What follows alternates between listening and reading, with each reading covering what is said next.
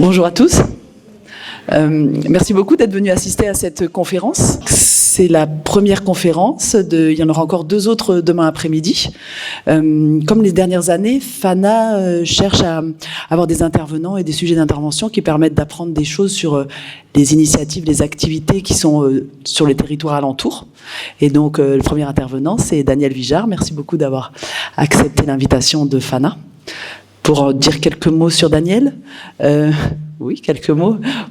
Oui, vous êtes un explorateur, je dirais, moi. Vous avez commencé par explorer la forêt autour de chez vous, avec les cabanes, les plantations, puis après un peu plus loin, surtout à Mobilette. Et puis après, vous m'avez raconté une anecdote sur le fait que vous avez pu une fois assister à une rencontre entre un cerf et un écureuil, et que c'est à partir de ce moment-là que vous avez vraiment eu envie de faire de la photo, pour pouvoir partager cette émotion-là. Je dirais que votre passion a aussi guidé votre choix professionnel, en étant photographe scientifique au Centre de recherche et de restauration des musées de France. Vous avez eu la chance de voir beaucoup d'œuvres magnifiques. J'ai retenu au moins la grotte Chauvet. Et puis aujourd'hui, vous allez nous parler de votre travail avec le groupe LPO EFRE 78 sur ce que vous faites pour favoriser les rapaces nocturnes. Je vous laisse la parole. Oui, une remarque, c'est que donc l'exposé va durer à peu près 40 minutes, et avec la possibilité bien sûr d'un temps de questions-réponses après, mais que si vous avez une question brûlante, vous pouvez la poser durant la conférence. Et par rapport au film, juste pour vous dire que ce sera juste utilisé sur le site internet de FANA pour faire la publicité pour les conférences de l'année prochaine. Je vous laisse la parole. Ce que je vous propose, c'est de faire un petit tour des différentes sortes de rapaces qu'on peut avoir dans notre région. Donc déjà, on va avoir 2 variétés particulières. Ça va être les hiboux et les chouettes. Donc je ne sais pas si vous connaissez, les hiboux vont avoir des petites plumes sur le crâne, hein. Ce n'est pas les oreilles, on est bien d'accord, les oreilles sont au même niveau que les nôtres. Et donc sur le haut du crâne, on va avoir des petites plumes qui s'appellent des aigrettes. Et les chouettes vont avoir des têtes rondes. On va avoir le hibou moyen-duc, le hibou des marais, la chouette hulotte, l'effraie des clochers, et la chouette chevêche d'Athéna. Est-ce que vous connaissez ces différentes espèces? Oui? Tout le monde? Oh. Donc, on va essayer de passer assez rapidement sur chaque espèce, parce que sinon, ce serait plutôt 5 heures de conférence qu'il faudrait faire.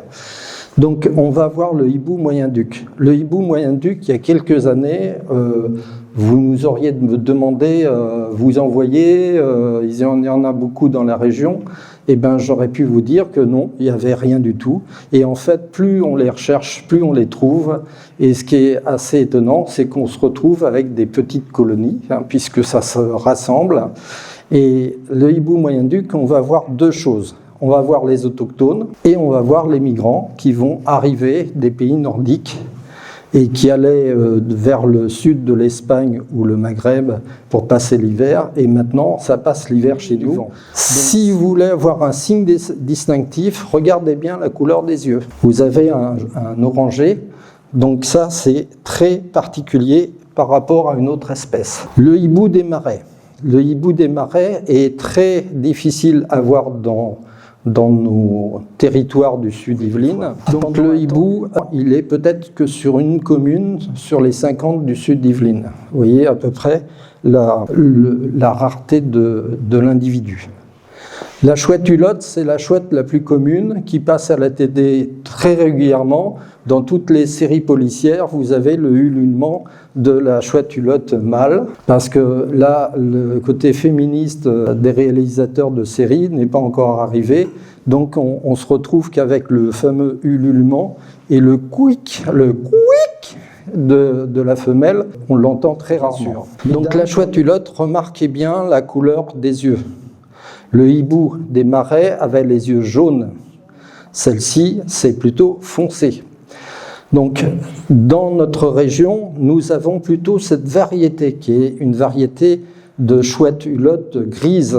L'autre variété va être beaucoup plus rousse. Et si vous allez sur le stand de LPO qui se trouve dans l'autre salle, vous aurez une photo sur le stand qui est rousse. On va passer l'effraie des clochers. L'effraie des clochers, comme son nom l'indique, vivaient à l'intérieur des clochers. Je ne sais pas si vous êtes au courant, mais avant on sonnait les cloches avec des cordes qu'on tirait, mais maintenant on est passé à l'ère de l'électrique. Qui dit électrique dit des armoires de commande. Les armoires de commande étaient recouvertes de goémons par des pigeons. Et là, il fallait sortir le burin, le marteau, et les ouvriers respiraient les fientes et avaient des maladies. Donc, en fait, la plupart des municipalités ont installé des grillages autour des clochers, comme ça au moins les pigeons ne reviennent pas et les chouettes non plus. C'est ça le problème. On passe à une toute petite chouette. Alors, il y a 5 espèces qu'on vous présente. Sur les 5 espèces, il va y avoir 4 qui vont avoir à peu près la même grandeur, à quelque chose près, hein. C'est-à-dire 37 à 39 cm de haut. Vous voyez, ça fait déjà une belle taille. Ça fait entre 85 et 90 cm à peu près d'envergure à peu près. Et là-dessus, il y a une toute petite rikiki, vous savez, le doudou, le truc qu'on aimerait bien emmener pour dormir.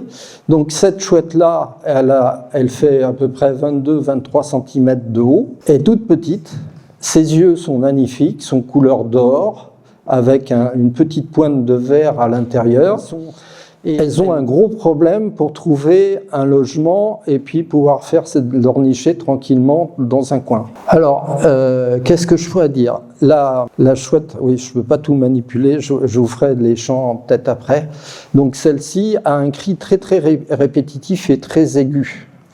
Et j'avoue qu'il faut aimer son cri parce que quelque part ça devient très très lassant parce que quand ça veut chanter, ça chante. Elle est petite, mais qu'est-ce qu'elle braille, parce que c'est un peu l'emblème de notre groupe LPO, hein, qui est un groupe thématique. Hein, on s'occupe que des rapaces nocturnes. Donc la tête va être ronde, sans aigrette, hein, puisque c'est une chouette. Hein. Maintenant, vous savez reconnaître la différence. L'oreille, on est bien d'accord qu'elle est sur les côtés. Voilà. Donc les prédateurs...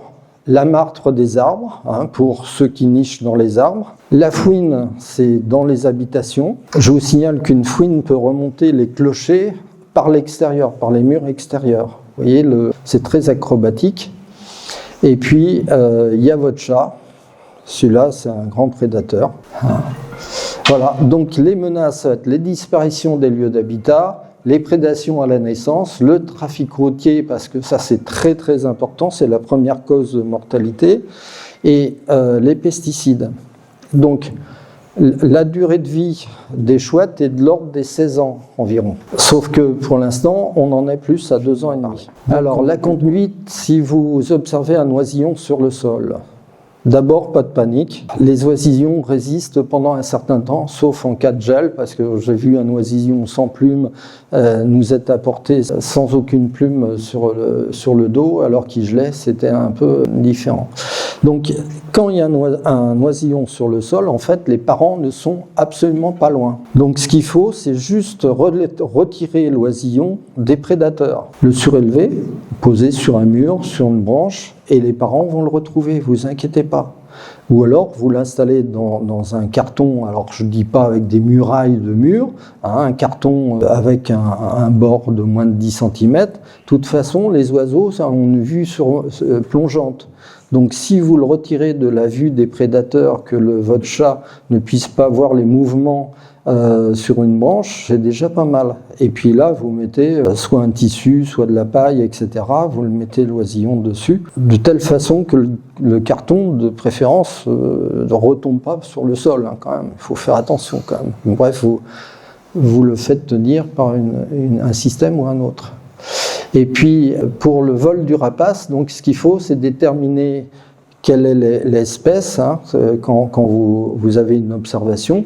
Quelle est l'espèce? Donc, elle est blanche, c'est la dame blanche. Si c'est un peu plus foncé, si c'est en forêt, ce sera la chouette hulotte. Et si vous avez des animaux qui sont gros et avec des trucs qui dépassent, même en pleine nuit, etc., ben vous savez que c'est un hibou. Et comme les hiboux, il n'y en a pas 36 qui sont visibles, il y a de grandes chances que ça soit un hibou moyen duc. Et si vous êtes dans le sud du département, l'extrême sud du département, ben peut-être que vous avez la chance de voir un hibou des marais. Voilà. C'est un peu succinct tout ça, mais en fait, on y arrive très nettement. Et puis ça, c'est un certain souvenir avec Athéna. On était en train de faire une visite de maintenance et on est tombé sur une chouette qui était à l'intérieur et le collègue m'a transmis, vous voyez, les chouettes, on n'a aucune réaction défensive avec les chouettes quand on les manipule dans tous les sens, qu'on leur mette la tête en bas, les pieds en haut, les machins, enfin bref, non, je rigole, on va pas quand même arriver à faire ça, mais on s'occupe de la faune sauvage en détresse, donc on a des fractures, des choses comme ça, des luxations, des plaies, une patte en moins, enfin bref, on a toutes les horreurs de la guerre, et en fait, c'est des animaux qui sont absolument très doux. Ils ont une petite réaction, pas défensive, mais un réflexe, c'est quand le véto remonte les os des ailes pour savoir où il y a une fracture, ben, au niveau de la fracture, quand il pince un nerf, il y a une petite réaction physique, comme nous, on pourrait gueuler et sauter au plafond à ce moment-là. Donc voilà, je crois que je suis arrivé à la fin, mais je suis toujours à disposition. Hein. Si vous voulez rigoler, je vais arriver avec vous. Voilà, merci, au revoir.